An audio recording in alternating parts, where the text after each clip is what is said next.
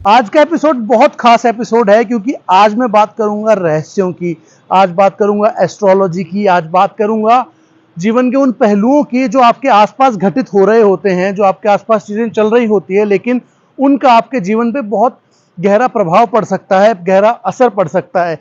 छोटी छोटी चीजें होती है, जैसे न्यूमरोलॉजी हो गई, जैसे एस्ट्रोलॉजी हो गई, जैसे हॉरोस्कोप हो गया, और जैसे और भी बहुत सारी चीजें। वो वाली चीजें, सितारे आपके जीवन में क्या महत्वपूर्ण चीजें या क्या महत्वपूर्ण रोल प्ले करते हैं, और ये सब आज मैं जिनसे जानूंगा ना, वो शख्सियत हैं जो बचपन से लेकर आज तक उन एज मैं उन्हें स्कॉलर कहूँ, उन्हें हॉरोस्कोप रीडर कहूँ, उन्हें एस्ट्रोलॉजर कहूँ, कभी कभी मुझे समझ नहीं आता है तो मैं उन्हें प्रेम से गुरु माँ कह देता हूँ। मैं बात कर रहा हूँ आज फेमस, जयपुर में तो मुझे नहीं जानता ऐसा कोई व्यक्ति होगा जो उन्हें नहीं जानता। उनका नाम है निर्मला शिवानी, और वो जस्ट अभी आने वाली होंगी। मैं उन्हीं का वेट कर रहा हूँ, उनका ऑफिस है, उनके ऑफिस में खड़ा हुआ हूँ, और वंस शी इज हियर मैं उनसे बात करूंगा और जानूंगा आज बहुत सारी चीजें।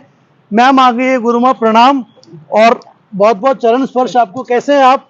एकदम फर्स्ट क्लास। आइए, आज बहुत एक्साइटेड हूं मैं चीजों को लेकर जानने की।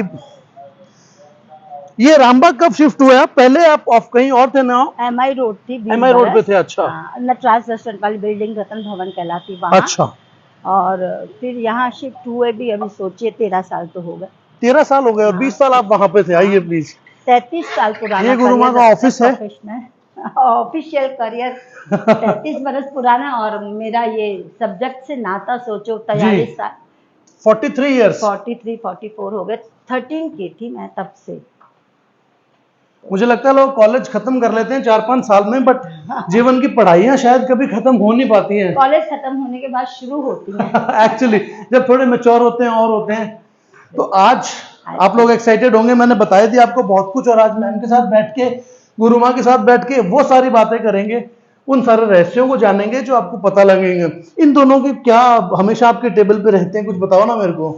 ये तो पेपर वेट है जी, और ये घड़ी है, इसमें कछुआ अच्छा। जो है वो हमारी प्रॉस्पेरिटी का सिंबल होता है, हमारी अपनी इंडियन वस्तुस्थिति के हिसाब से भी, और अंग्रेज लोग भी मानते हैं। और ये दोनों कहाँ से आए? 400। ये दोनों एक्चुअली मेरी बायोग्राफी राइटर है एनी मिलर। अच्छा। वो मेरे लिए गिफ्ट लाई। अरे वाह, दोनों। इसमें तो घड़ी ऐसे वो लाई थी कि जीजी को बहुत पसंद है। That's great ma'am.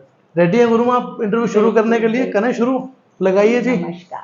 नमस्कार निर्मला जी, एक तो थैंक यू सो मच। आज आपने मेरे को बहुत क्विक अपॉइंटमेंट में टाइम दे दिया। मतलब मैं उम्मीद कर रहा था कि शायद 10 दिन 15 दिन लग जाएंगे आपसे टाइम लेते लेते, but thank you so much इतना ईज में टाइम देने के लिए। और मैं निर्मला जी की जगह आपको गुरु माँ कहूँ तो चलेगा पूरे इंटरव्यू में ना? आपका मन करे। Thank you so much. तो गुरु माँ मुझे प्लीज़ थोड़ा सा वहाँ से बताना शुरू कीजिए ना कि चीज़ें होनी शुरू कहाँ से हुई थी। मतलब इंसान को इनसाइट लाइट जो है वो आना कब शुरू होती है, या कब लगने लगता है कि मुझे ये मेरा काम है, या मैं इसलिए मैंने जन्म लिया इस दुनिया में। ये सब तो बहुत बाद में हुआ, लेकिन जो तुम कह रहे हो कि इनसाइट लाइट जो है वो शुरू तो पहले ही हो गई थी, पर बाद में मुझे पता चला। जब मैं 12-13 बरस की थी तो मैं थोड़ा बहुत एस्ट्रोलॉजी किया करती थी, और कुछ बातें बस सोचो कि ऐसे ही कह देती थी, कहने में जो समझ आता था, और फिर वो वैसे कि वैसे एग्जिट हो जाती थी। तो बस फिर वो उससे अच्छा, सारी कॉलोनी में फैलती चली। बहुत इन जनरल थी चीज़ें, बहुत ज़्यादा। सोचो 12 साल का बच्चा 7th में पढ़ती थी तब से, और पता तो मुझे तब लगा कि ये वाइब्रेशन जो है कि थॉट थ्रू वाइब्रेशन ट्रेवल करता है। अगर जो कोई शख्स बंद गुफा में मर भी जाए ना सोचता सोचता, तो उसकी देह 5 तत्व में लीन होती है। उसका द्वारा सोचा हुआ जो होता है वो थ्रू वाइब्रेशन ट्रेवल करके किसी दूसरे के मुख से अभिसारित होता है। अच्छा। अब ये चीज़ महसूस तब हुई जब मैं थॉट्स ऑफ पावर 19 बरस में या 20 बरस में, कि कुछ ऐसी एनर्जी जो कि सब में होती है, किसी की सुप्त किसी की जागृत, तो वो मेरी थोड़ी अवेकंड है और उसको मैं काम में ले सकती हूँ। क्योंकि एस्ट्रोलॉजी बहुत पढ़ती थी मैं सिलसिलेवार, तो फिर मैंने उसको काम में लेना शुरू किया। पर फिर भी मैं अपने सब्जेक्ट को इंटरप्रिटेट तब कर पाई जब मैं काफ़ी बड़ी हो गई, 22-23 साल की। तब मुझे समझ में आया कि इंट्यूशन पावर में जो एस्ट्रोलॉजी की साइंस है वो अपने आप कन्वर्ट हो जाती है और प्रेडिक्शन के रूप में निकल जाती है। तो ये वाइब्रेशन है हमारी आवाज़ के, जैसे अंगूठा एक हर इंसान का यूनिक टेक्सचर होता है, ऐसे ही आवाज़ भी सबकी अलहदा होती है।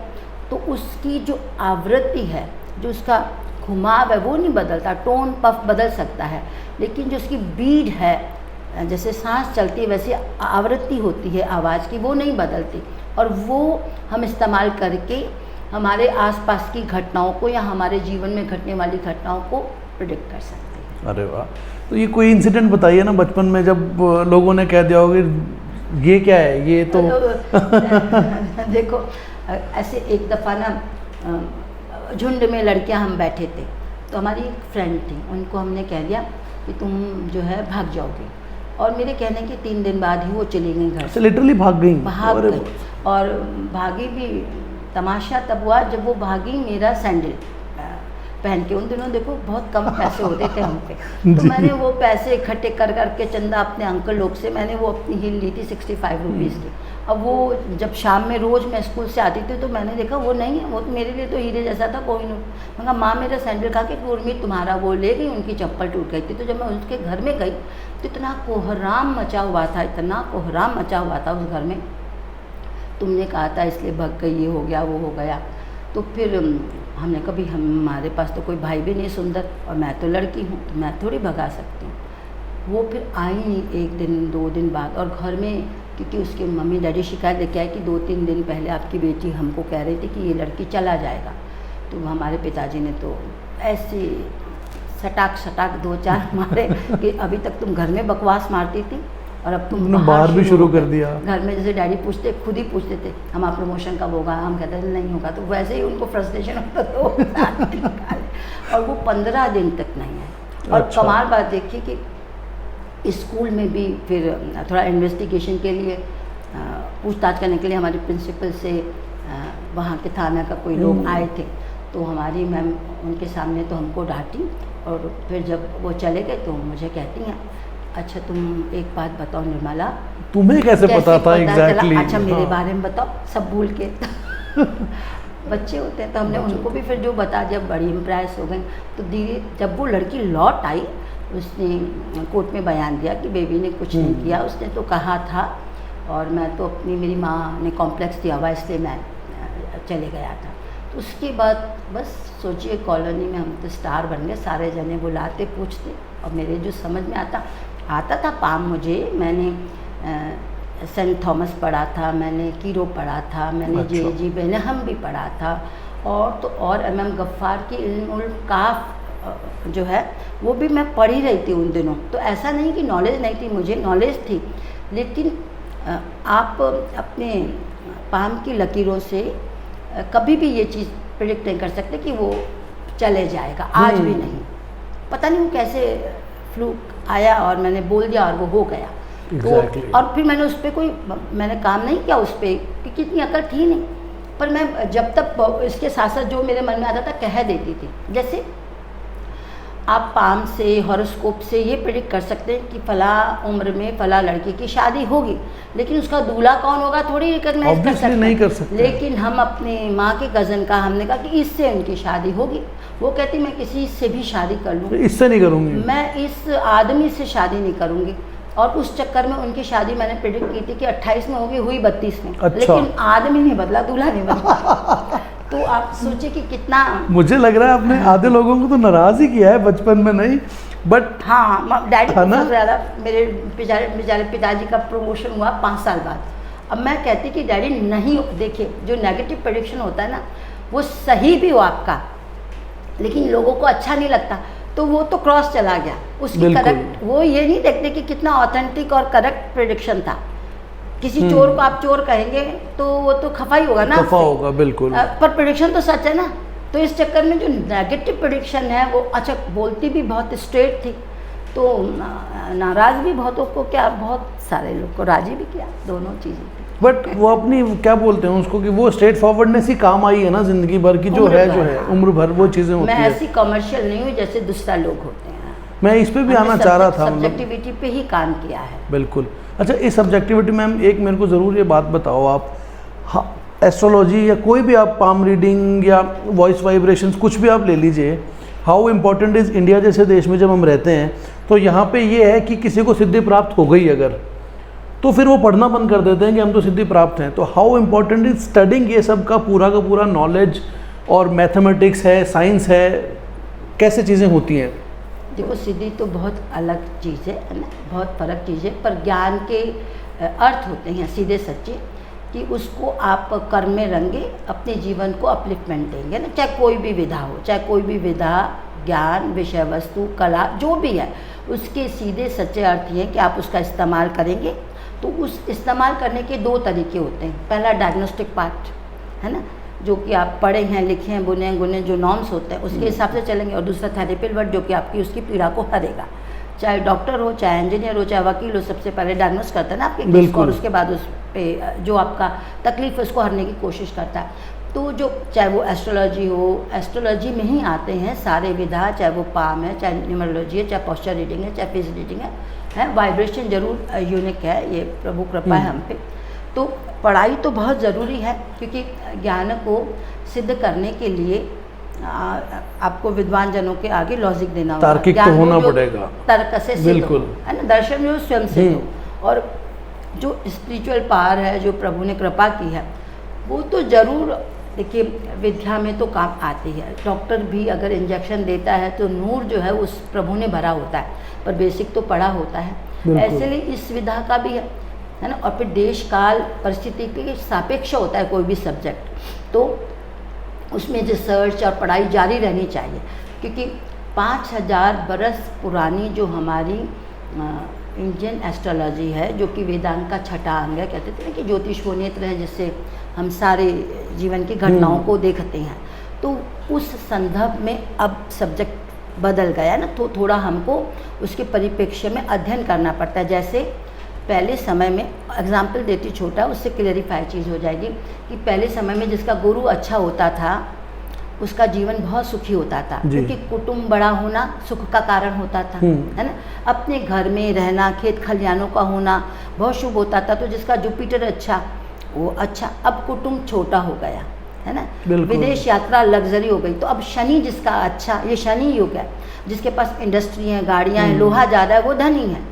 पहले जो खेत खलिहान जमींदार होता था वो धनी होता था, जिसके पास सोना ज़्यादा होता था वो धनी होता था। तो अब जुपिटर का अच्छा होना कोई बहुत मायने नहीं रखता, शनि का अच्छा होना मायने रखता है, क्योंकि कलयुग का भी बढ़ोतरी होती जा रही है, तो हम लोगों की थिंकिंग भी पापमय है। तो पाप ग्रह अभी डोमिनेट करता है, देखो सारी एस्ट्रोलॉजी को, शनि और राहु। तो अब रिसर्च करना पड़ता है। अभी देखिए साइंस का अध्ययन, मनन, चिंतन का ग्रह वैसे शनि, इसीलिए वो तुला राशि में उच्च का होता है, कि उसको लग्जरी के बाद भी वो शांत रहता है। तो ग्रह तो अच्छा है, लेकिन कारक लोहे का होता था, है ना। तो एकदम बदल गई, अब ग्रहों की स्थिति ही बदल गई, देखिए, है ना। उसको तो उसमें रिसर्च की जरूरत है, क्योंकि पहले विदेश जाना काले पानी की सजा के अपने कुटुंब से अलग होके, देखो कितना बेचारा बाहर है, और अब विदेश असेट है, पढ़ना विदेश एवरीबॉडी वांट्स टू गो। तो वो शनि है विदेश का कारक, राहु है विदेश का कारक, चंद्र है विदेश का कारक, समुद्र पार का, और जुपिटर बेचारा फिर पानी भरो। अब पहले लड़की के लिए पति कारक गुरु ही होता था, पति कारक ग्रह अभी भी गुरु है, लेकिन अब वो भी संदर्भ बदल गए। पहले जो है डाइवोर्स जो है कितना मुश्किल होता था हिंदुस्तान में, मेरे देखो हम अभी इतने 4 डिकेड से इसी फील्ड में हैं, काम कर रहे हैं। तो हमारे देखे हमने देखा कि 10-10 साल के अंतर में नंबर्स चेंज होते गए, बदली, जीवन में घटने वाली घटनाएं बदली, और अब हर तीसरे घर की घटना है डाइवोर्स। अब बच्चा नहीं दुखी होना चाहिए, बिल्कुल। तो वो हॉरोस्कोप में भी तो बदलेगा वो, क्योंकि एस्ट्रोलॉजी है जो है ना, वो देश काल परिस्थिति के सापेक्ष है। तो इसमें 50% आपके एस्ट्रल कॉम्बिनेशन काम करेगा, 25% इन्वायरमेंट और 25% जेनेटिक्स। अच्छा, तो ये मिलके टोटल पर्सनालिटी बनती है। तो इसको भी तो एक एस्ट्रोलॉजर को, ये तो एकदम parallel, this is also science. अगर एस्ट्रोलॉजी तो बहुत बड़ा साइंस है, उसी से तो एस्ट्रोनॉमी निकला है। किसी के मानने नहीं, प्रेडिक्टिव पार्ट तो हर ज्ञान का जो प्रेडिक्शन पार्ट है वो इंटरप्रिटेशन का आर्ट ही होता है, क्योंकि वो डॉक्टर भी देखो क्या कितना डिफेक्ट है, फिर दूसरे को आप कंसल्ट करते हैं, है ना। तो उसका अपना इंटरप्रिटेशन होता है। तो फलित विधा जो है वो हमेशा कयास पे थोड़ी डिपेंड रहती है, लेकिन काम तो सारा नॉलेज आता है ना, तो उसको Obviously. एकदम मेथड तो नहीं कह सकते ना। तो इसको इतने बड़े पैमाने पे फिर पढ़ाया क्यों नहीं जा रहा? मतलब मैं ये हमको बहुत दुख के साथ कहना पड़ता है कि देखिए 20वीं सदी में आप सोशियोलॉजी को पढ़ाते हैं, ऑब्वियसली मैं साइकोलॉजी पढ़ाते हैं जो कि ह्यूमन बिहेवियर पे डिपेंड है, ऑब्वियसली तो एस्ट्रोलॉजी को क्यों नहीं यूनिवर्सिटी में पढ़ाया जाता, जिससे कि एस्ट्रोनॉमी निकली। उससे क्या होगा कि बच्चा स्वाभिमान से कमा के खाएगा, तो जो गली छाप पंडित जी। हैं वो अलग भी हट जाएंगे और उसमें रिसर्च का भी मौका मिलेगा। Obviously. और इंसान पढ़ के कमाएगा, क्या फ़र्क पड़ता है कि अगर जो साइंस नहीं है, हिंदी साइंस है। ऑब्वियसली मतलब मुझे तो ये लगता है कि आप इन सब के साथ मैंने रिसर्च देखिए, स्कॉलर भी हैं, क्योंकि रोज़ जो- पढ़ाई, रोज़ रिसर्च। मैं तो सोचो इतनी सनकी हूँ कि मुझे ये लगता था कि जिस मिनट में इंसान पैदा होता है तो उसके पास आवाज़ है, उसके पास अपने थॉट प्रोसेस को अभिव्यक्त करने के लिए आवाज़ है। दूसरे जानवर भी तो उस समय में पैदा होते हैं, तो उनके पास क्यों नहीं है? तो हमने बिल्लियाँ, हमारी माँ से और पिताजी से हमने इतनी पिटाई खाई हम बता नहीं सकते। बिल्लियाँ पाल ली, अब बिल्लियाँ पाली तो सच में जिस समय, अब मैंने तो बिल्लियों पे ही रिसर्च किया, तो जिस समय वो पैदा हुई उस समय, जैसे आप फिल्म में तुम अच्छे से समझ सकते हो, सीन जब चेंज करता है तो फेड इन फेड आउट का हाँ, स्थिति आता है बिल्कुल। सेकंड्स के लिए। तो वो जो जानवर लोग होते हैं वो उस समय पैदा होते हैं जब अच्छा। कॉन्स्टलेशन स्थिर से होते हैं, जब न हिलते न डुलते हैं। अच्छा इस करके उनकी जुबान जो है नहीं वो अभिव्यक्ति है। ठीक है, उनकी कोई अपनी लैंग्वेज होती होगी, साइन जो कि आपस में समझते होंगे, मुझे नहीं पता ये बात, लेकिन हाँ हमारी तरह अपने थॉट प्रोसेस को अभिव्यक्त नहीं करते। उस इतना संकेत हम तो इस हद तक जाते थे। दिमाग में हमेशा आता रहता था कि 1 मिनट में, अगर उन दिनों जब मैं छोटी थी 13 बरस की, 1965 की पैदाइश हूँ, तो सोचो 77 की बात हाँ। है, तो 1 मिनट में 6 बच्चे पैदा हुआ करते थे हिंदुस्तान में। तो मुझे लगता था कि एक सी ज़िंदगी तो नहीं जीते चाहूँ, बिल्कुल तो वो सब इन्वायरमेंटल फैक्टर है। दूसरी बात, हमारे जो पुराने ऋषि मुनि होते थे वो कंसेप्शन, बच्चा जब गर्भ में होता है तो 4th मंथ से वो ब्रीथ लेता है, तो जब ब्रीथ लेता है तब सितारे उस पर काम करने शुरू होते हैं, क्योंकि श्वास पड़ गई ना उसमें, उसके हाँ। पहले तो वो मास है केवल ना। बिल्कुल। जब से प्राण पड़े तो सितारे काम करते हैं, सितारे काम करते तो हमारे पुराने ऋषि तो गर्भाधानम बनाते थे। अभी भी कोई अच्छा पढ़ा लिखा लर्नेड इंसान बनाता है, मैंने भी कोशिश की बहुत दफ़ा उसकी एक्यूरेसी के लिए। तो गर्भाधानम नहीं बनता। हम तो बच्चे जब पैदा हुआ नाल से काटा तब से गिन रहे हैं उसका टाइम, जबकि बिल्कुल। वो काम तो कर रहा है जब से शुरू चौथा हुई, महीना। हाँ। जी। और कोई भी बच्चा 280 दिन में पैदा नहीं होता, कोई 287 दिन में, मतलब 10 महीने में, कोई 9 महीना 15 दिन में, तो वो टाइम डिफरेंस भी हमारे पास नहीं है। इस करके वो रिफ्लेक्ट भी करेगा। इस करके भी थोड़े इरर है। अच्छा, फिर कौन सी विधा या जो भी इस पृथ्वी पे पैदा हुए हो तो सब अपूर्ण ही है, पूर्ण तो नहीं है, बिल्कुल पूर्ण नहीं तो हो प्रभु सकते, है। जी। तो डॉक्टर भी अपनी इंजेक्शनें हारता है, वकील भी अपनी बहस हारता है, तो बेचारे पंडित ने, अगर कोई जो प्रेडिक्टर है उसने 5, 8, 10% गलती की तो माफ़ी के काबिल है। होगा ही गलत, क्योंकि भगवान तो नहीं ना, तो 100% तो नहीं हो सकती। मेरे अपने भी सर्कमस्टांसेस हो सकते हैं, कभी मैं दुखी हूँ, कभी मैं सुखी हूँ, कभी माँ से लड़ ली, कभी किससे, तो वो मूड स्विंग करता है, तो वो भी तो आपके प्रोफेशन में ही इफेक्ट आता है ना, तो ये सब तो माफ़ करना ही पड़ता है। बिल्कुल। अच्छा, आप हमेशा से ऐसे परसेप्शन चेंज करने वाले ही रहे हैं क्या?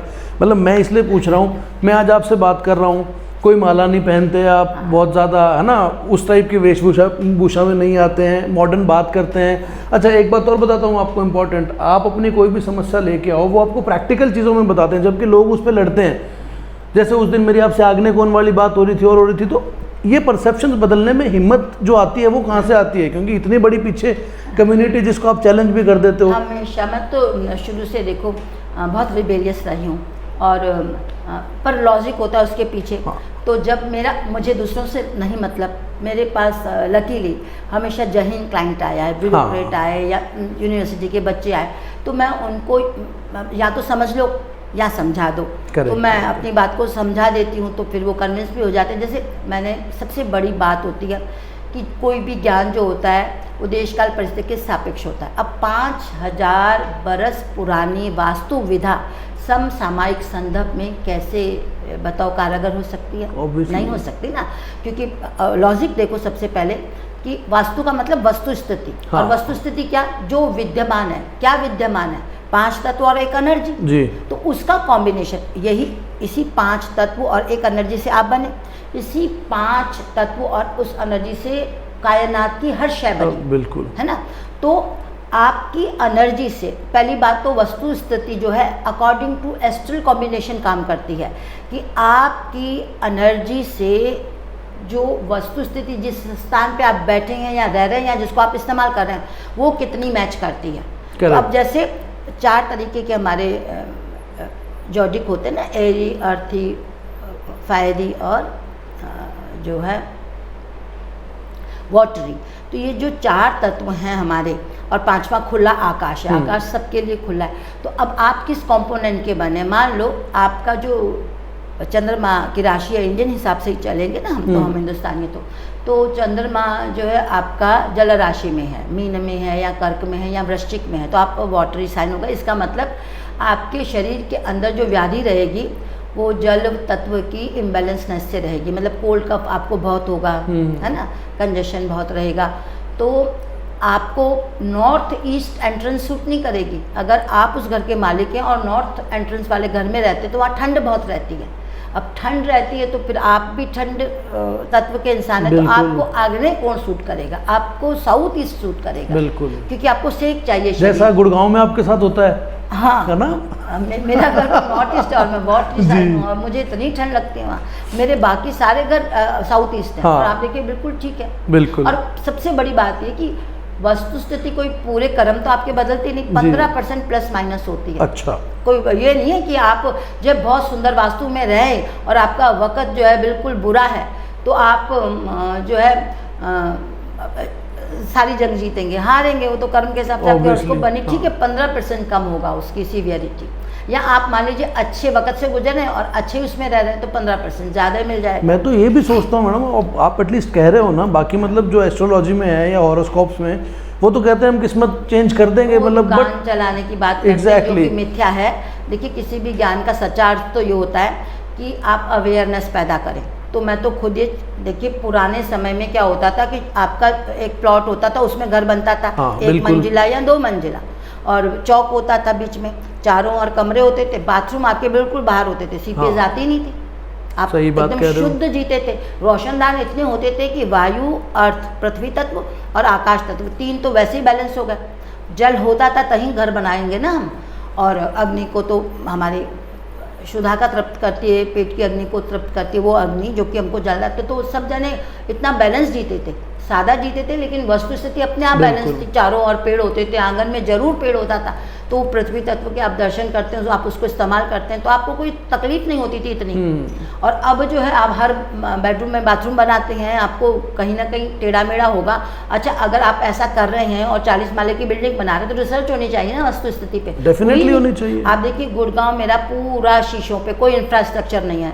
बेचारा जयपुर तो वस्तु स्थिति के हिसाब से बनाया था, फिर भी बिगाड़ दिया, सारा अंदर भी बिगाड़ दिया, बाहर भी बिगाड़ दिया। कोई अंधानुकरण इतना करते हैं और कुछ सुनते ही नहीं। कोई हुक्मरान तो बिल्कुल नहीं देश के सुनेंगे। और ये जो धनी लोग बिल्डिंगे बनाते हैं, मेरे को बहुत दुख होता है कि आप देखिए विदेश में आप जाते हैं, वहाँ पेड़ पौधे सब बचे हुए हैं अभी भी, और सब वो एक छोटी छोटी चीज़ को इतने सुंदर ढंग से प्रिजर्व करते हैं। सफाई तो है ना, तो पैसा तो हमारे देश में उनसे ज़्यादा है, डेफिनेटली है। और मॉल हम उनसे तिगुने अच्छे बनाते हैं, लेकिन बाहर जाते ही गाय, कुत्ता, घोड़ा, ऑटो सब बकवास।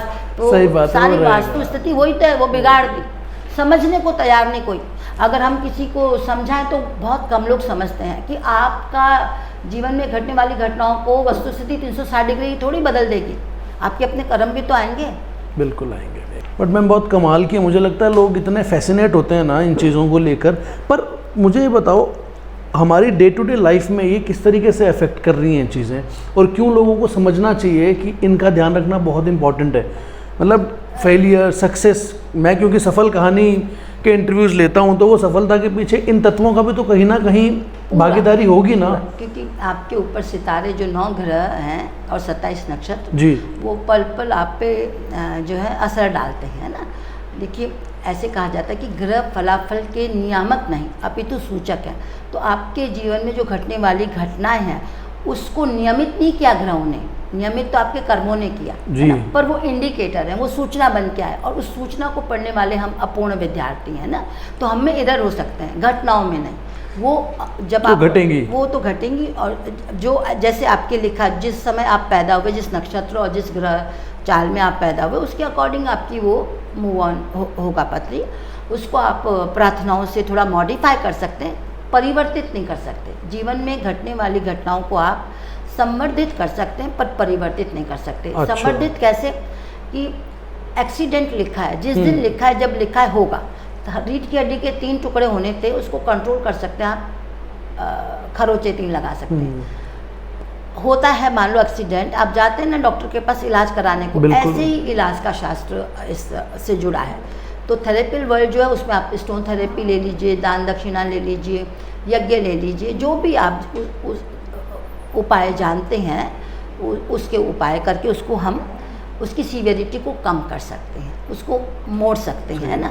जैसे देखिए हम यज्ञ विधा से जुड़े हैं और यजुर्वेदा बेस्ड यज्ञ, तो यज्ञों की साइंस क्या कहती है, आपका साइंस कहती है ना कि जीवन में परिवर्तनशीलता को छोड़ के सभी चीज़ें परिवर्तनीय हैं, है ना। तो सृष्टि में कुछ पैदा नहीं होता, कुछ नष्ट नहीं होता, प्रोपोर्शन कॉम्बिनेशन बदलते हैं। तो थ्रू यज्ञ हम उस कॉम्बिनेशन, उस प्रोपोर्शन को अपनी ओर अट्रैक्ट करेंगे जो हमारे जीवन के संवर्धन के लिए, पोषण के लिए ज़रूरी है। मान लो एक बच्चा जो है वो बार बार फेल हो रहा है ना, तो वो पढ़ के इम्तहान पास कर दे, उसको इतनी तकदीर काम कर ले, उसके लिए हम यज्ञ करेंगे। तो एक यज्ञ विधा जब जागृत होती है, जब उसमें 5 साइंस इकट्ठा काम करते हैं, मंत्र के थ्रू हम ये करेंगे। तो मंत्र का मतलब मंत्रो मननाथ, ऐसे शब्दों का गुच्छा जिसे बार बार रिपीट किया जाए। उस रिपीटेशन से जो पहले से ही प्रतिष्ठित शब्द हैं आकाश में, ये भी आपका साइंस कहता है बट कैनॉट बी डिस्ट्रॉय, उसमें से एनर्जी के माध्यम से आए और जिसके लिए, जिस ध्येय, जिस लक्ष्य, जिस उद्देश्य के निमित्त आपने मंत्र पढ़ा वो प्रकट हो जाए। तो एक यज्ञ विधा कैसे काम करेगी, उसमें 5 साइंस इकट्ठा काम करेंगे। प्रोपोर्शन कॉम्बिनेशन का साइंस जो कि आपको रिजल्ट के फॉर्म में मिलेगा, चाहे वो हेल्थ हो, वेल्थ हो, मेंटल पीस हो, शरीर से, देह से रिलेटेड जितनी भी घटनाएं हो ना, सक्सेस हो, पैसे हो, जो भी, और किसके थ्रू, लाइट, साउंड, पेस और एनर्जी के थ्रू। इतना सुंदर साइंस है, बट सबको समझना चाहिए। डेथ प्रेडिक्ट किया आपने कभी, या ऐसे हो गई हो या सबसे पहला तो देखिए डेथ हमारे पिताजी का ही था। मुझे बहुत डर लगता था, उनको भी आइडिया था क्योंकि वो भले ही एस्ट्रोलॉजर नहीं हो पर स्पिरिचुअल और इंट्यूटिव बहुत थे। अच्छा। तो हमने अपने पिता की डेथ प्रेडिक्ट की थी कि वो 59 क्रॉस नहीं करेंगे। 58 साल 6 महीना वो जिए और जो महीना में हम सोचते थे उसी महीने में गए। और जैसे ही उनका तारीख आई वो 28, बस उन्होंने कहा मैं हॉस्पिटल जाऊंगा, ठीक थे बिल्कुल। और बस उसी समय मैं डरने लगे। मुझे लगा बस अभी पता नहीं 2 दिन के मेहमान है कि 4 दिन के, वो तो गए और वापस आए नहीं, डेथ पहुंची आई उनकी। पर डैडी ने तो अपनी डायरी में लिख रखा था कि अपनी मृत्यु का टाइम भी लिख रखा था कि 7 बजे की संध्या का वक्त होगा जब मैं नहीं रहूँगा। सोचो आपके जिस सबसे ज़्यादा प्यार हम अपने पिता को करते थे, अपनी उनकी पुत्री थी, उन्होंने मुझे इतना सिर चढ़ा करके आगे बढ़ाया अपने सब्जेक्ट में। और मुझे दिखता था कि बहुत सारी घटनाएं, डेथ तो खैर ये डैडी की, उसके बाद तो खैर बहुत एक्सपीरियंसेस किए मैंने डेथ के, उसके सबके। वो पहली डेड बॉडी थी जो मैंने देखी थी अपने जीवन में। अच्छा। हाँ, 29-30 बरस की मैं थी और डैडी की ही डेथ प्रेडिक्ट की थी हमने और वो वैसा ही हुआ। तो बहुत मतलब कभी लगता है मुश्किल हो जाता है या? हाँ, बहुत मुश्किल होता है कई बारी। छोटी मोटी घटनाएं भी, जैसे आप पढ़ रहे हैं और आपको लगता है कि मेरी तो कंपार्टमेंट आएगी इकोनॉमिक्स में, और खुद को, और क्या पता पढ़ती अच्छे से, पर इस करके जहन में साइकोलॉजी भी वैसी बनती थी। छोटी थी, अब तो मैं बैलेंस रहती हूँ, तटस्थ रहती हूँ। इतना ज़्यादा तप किए हैं तो हम इसके ऊपर हो गए, है ना।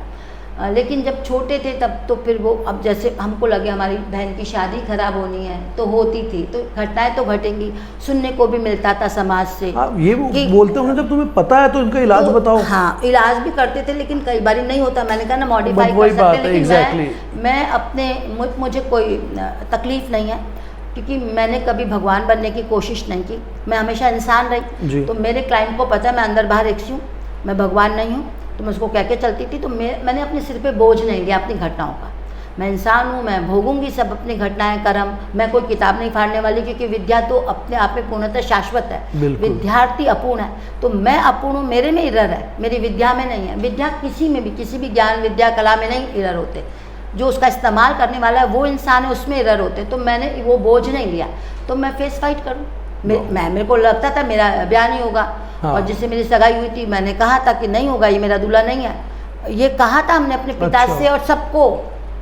और आप देखिए फिर जब सगाई टूटी मैं तो ऑफिस जाके बैठी, तो बहुत लोग तो सब तरीके के लोग थे, कुछ एनकरेज करते उस चीज़ को कि आप अपनी विद्या पे ध्यान दो, और कुछ ने क्रिटिसाइज किया कि अरे तुमको नहीं पता था, लेकिन इसका मतलब थोड़ी कि अपना कर्म करना छोड़ूंगी। मैं सही बात है, बिल्कुल बोल्ड बैठे थे तब। अभी तो फिर भी स्पिरिचुअल हो गए हैं, समझते हैं, समझा सकते हैं। तब तो बहुत रिबेलियस थी, तो मैं कह देती तो क्या है, काम करने छोड़ो। तो मेरे सिर पे ये बोझ नहीं रहा, भगवान होने का बोझ नहीं रहा। तो मैं बहुत सुंदर ढंग से जी, और मेरे क्लाइंट भी बहुत सुंदर ढंग से, सहज भी बहुत रह पाता है ना व्यक्ति हमेशा। उससे। और 35 साल पुराना क्लाइंट भी आज मेरे को उतना ही प्यार करता है, जहाँ से लेके छोड़ गया होता है मैं वैसे ही पकड़ती हूँ। तो मुझे उस चीज़ का कोई वो नहीं है। अच्छा, घर में बच्चे या फैमिली वाले डरते हैं कि इनको तो सब पता होगा, इनसे झूठ नहीं बोल सकते, या डरते नहीं है, लेकिन हाँ हमको इस्तेमाल करते हैं, सतर्क तो रहते होंगे, पूछते हैं। अच्छा। और उपाय भी पूछते हैं सब। देखो लोग कहते हैं कि घर का जोगी जोगना पर गांव का सिद्ध, कि घर में नहीं मान्यता मिलती दुनिया में मिलता है, लेकिन मेरे साथ ऐसा नहीं है। टचवुड, प्रभु कृपा रही है, मुझे घर वालों ने भी माना, मेरे संबंधी मतलब मेरी बहनों के सास ससुर भी ठीक कहता, वो भी मानते थे गुरु माँ, और समाज और बाहर और आसपास पड़ोस सब ने माना। ये मामले में हम लकी रहे, इतने मॉडेस्ट होने के बावजूद भी जो है मुझे बहुत प्यार मिला, अपने घर का भी और आसपास का भी और पूरे देश का। आप सोचो, मैं तो कॉस्मोपॉलिटन पंडित हूँ। मेरे गुरु भी कहते थे कि अरे मेरे से तो देखिए, मेरे क्लाइंट तो मुस्लिम भी हैं, क्रिस्तान भी हैं, उनके भी मैं यज्ञ करती हूँ, श्री विद्या का यज्ञ कर देती हूँ, और सरदार मैक्सिमम क्लाइंट है मेरे। फिर तो मैं खुद भी आदि सरदार नहीं हूँ, लेकिन फिर भी मेरे जो यज्ञों की विधा है 67 काइंड ऑफ यज्ञ आते हैं मुझे। ये मुझे पूछना भी आपसे कि अब फिर यज्ञ मतलब धीरे धीरे क्या ये रेमेडीज के उसमें यज्ञ आया आपकी लाइफ में? हाँ, मेरी लाइफ में यज्ञ आया, क्योंकि मैं यजुर्वेदा को पढ़ती थी। तो मैं जो घटनाएं हैं, मैंने कहा ना संवर्धित कर सकते हैं कैसे, उसको भी छोटे, वहाँ पर टाइम नहीं है तो छोटे ढंग से समझाती हूँ। कि देखिए, तुमने ये लफ्ज़ सुने हैं कि मारण, मोहन, उच्चाटन, वशीकरण और पुष्टिवर्धन। तो हम लोगों के दिमाग में क्या आता है, उच्चाटन माने उखाड़ फेंको। हाँ, उखाड़ फेंको जो आपके जीवन के लिए सही कॉम्बिनेशन है। जैसे शरीर में उत्पन्न व्याधि को उखाड़ फेंको तो आप ठीक हो जाएंगे ना। तो जो महामृत्युंजय का यज्ञ होता है वो उच्चाटन का प्रकार होता है, क्योंकि हम उसमें शरीर में उत्पन्न व्याधि, रोग, पीड़ा को खत्म कर रहे हैं उसको पढ़ के। ऐसे ही प्रिजर्वेशन।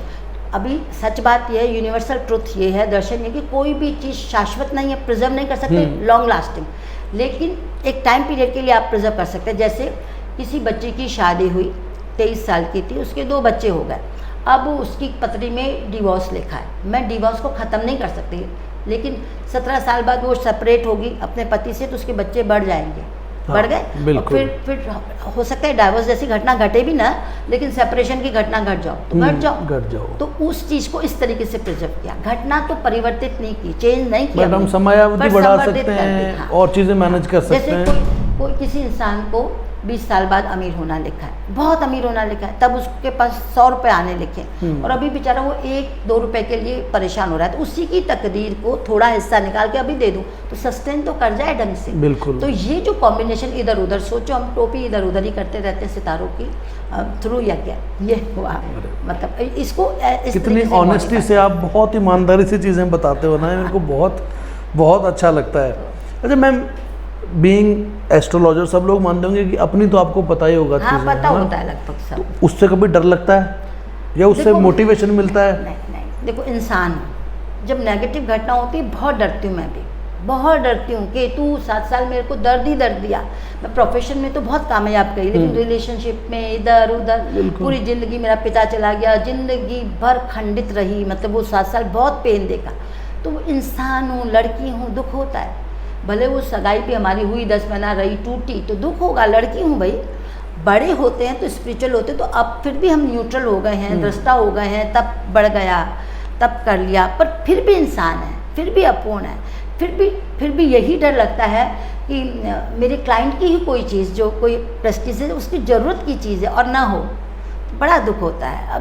अभी हाल ही की घटना है, मेरी एक राखी भाई है छोटा, उसकी बेटी का कनाडा एडमिशन हो गया। अब वो कमबख्त वीज़ा ही नहीं है, बेचारा बच्चे का 2 उसमें यूनिवर्सिटीज़ में हो गया, और वो वीज़ा नहीं आया तो उसको दूसरा पंडित लोगों से पूछा तो वो कहते कि ये तो 22 में जाएगी नहीं 23 में जाएगी।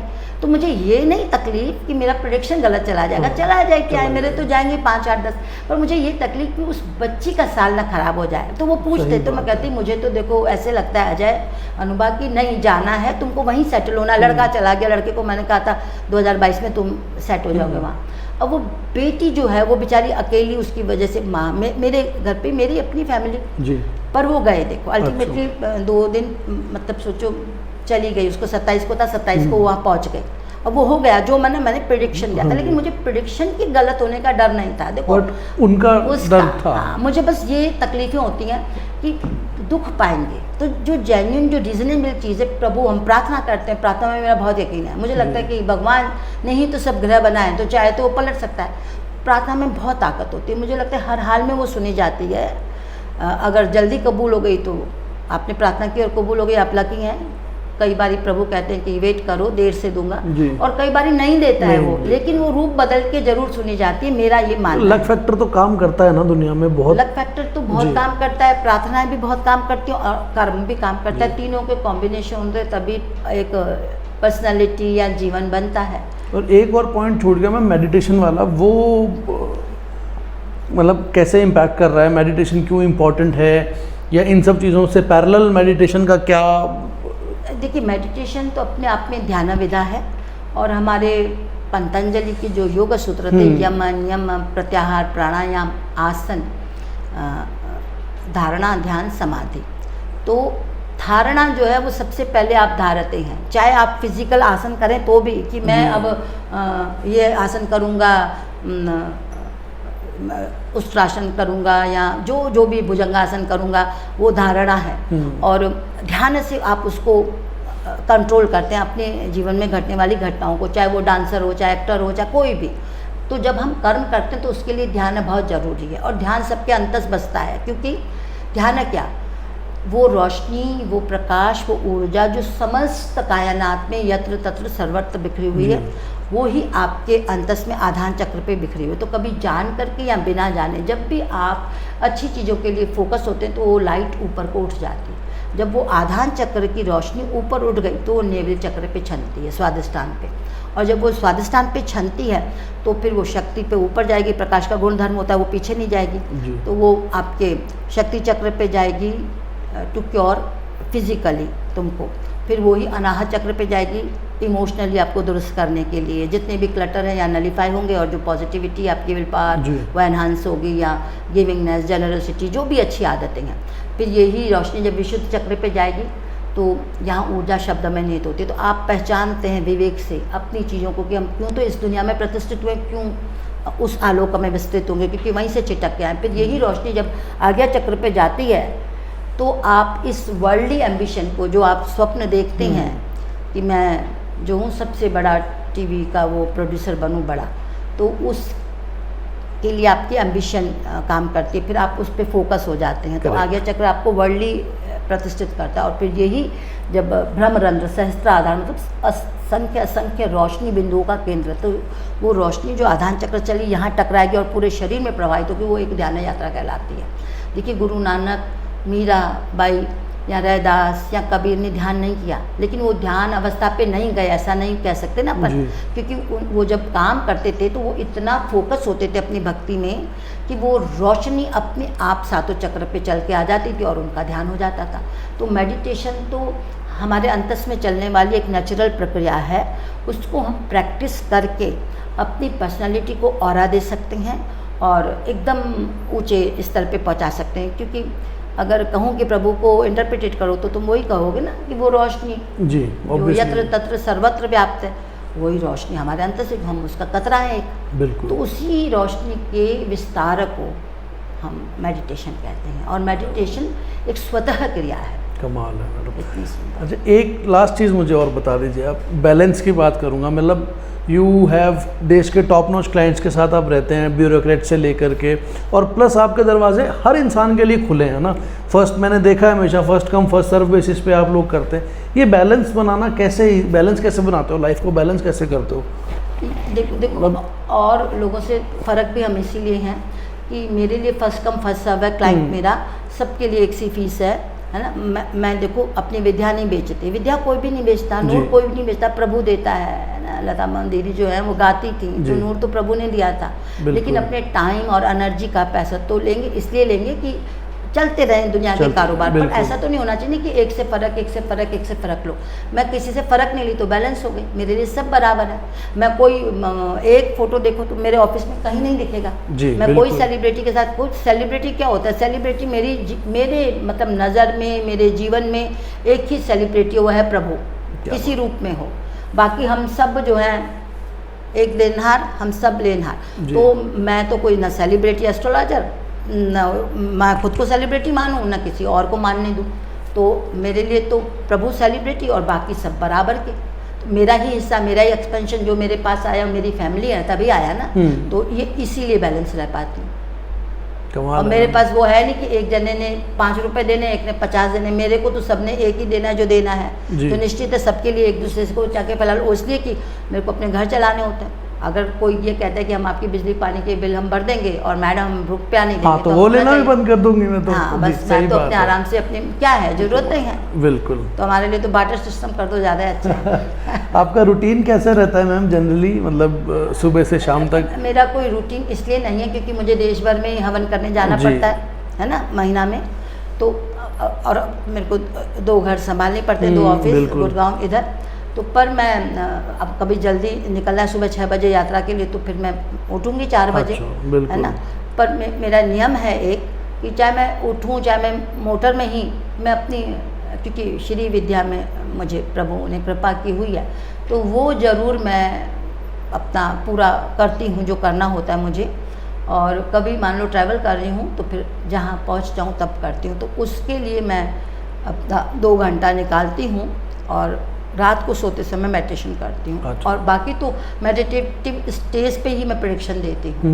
तो मैंने ज़िंदगी को बड़ा फ्लेक्सिबल और सरल रखा हुआ है, मैं कहीं कॉम्प्लिकेटेड नहीं हूँ।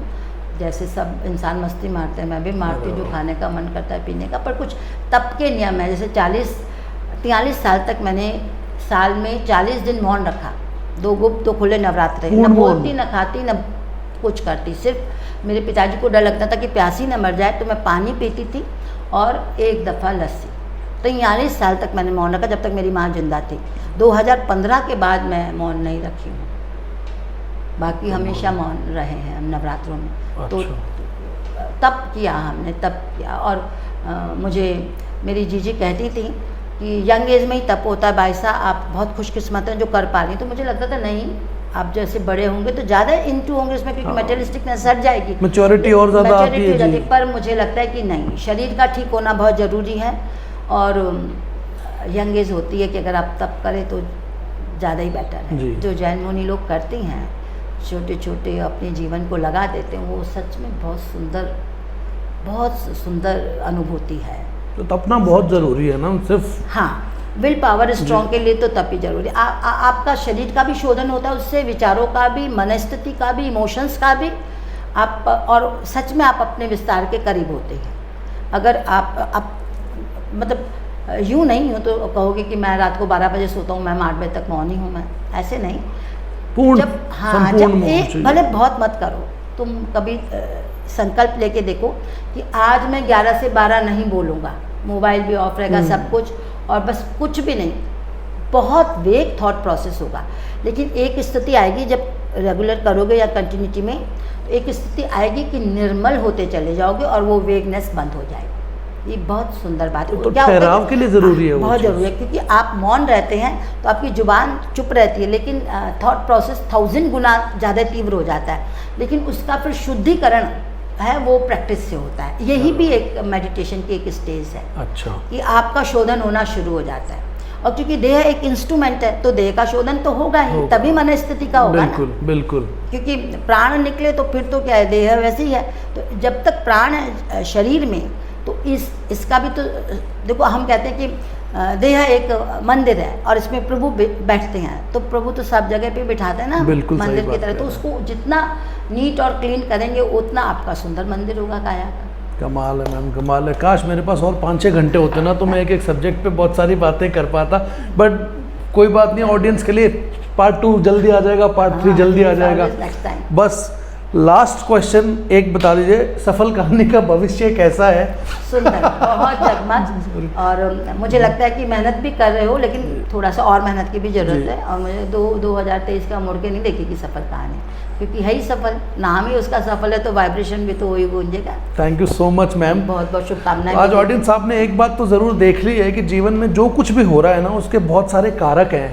आपके जीवन में चाहे सफलता आ रही हो, चाहे निराशा आ रही हो, और उन कारकों को पहचान कर उनकी रेमेडी ढूंढकर काम करने से हो सकता है कि आप लाइफ में और ज़्यादा आसान हो जाएगी आपकी चीज़ें। लेकिन उसके लिए आपको एक अच्छा गुरु ढूंढने की बहुत ज़रूरत होती है। आपको ऐसे लोग आसपास चाहिए होते हैं जो आपको सही ज्ञान दे सकें, आपको सही राह दिखा सकें। ऐसे ही आज हमने आपको गुरु माँ से मिलवाया, निर्मला सेवानी जी से, और मैं उम्मीद करूंगा कि हम आगे भी बहुत सारी बातें करते रहें। इनसे पार्ट 2 में जल्दी लेकर आऊँगा। बट इतना जीवन में ज़रूर ध्यान रखिए, मन करे तो मौन रहिए, चीज़ें करिए, खूब सारा पढ़िए, क्योंकि पढ़े बिना चीज़ें नहीं है। और इन सब चीज़ों को पढ़ेंगे ना कि आपका जीवन क्यों है और एग्जिस्टेंस क्यों है, तो आपको समझ में आएगा कि पढ़ाई और एक छोटा मंत्र भी आपके जीवन में क्या कमाल कर सकता है, तब आप समझ पाएंगे। अगले एपिसोड में एक नई शख्सियत के साथ फिर से हाजिर होऊंगा। मैं हूं मन ग्रोवर और आप देख रहे थे सफलकहानी.com। Thank you so much ma'am.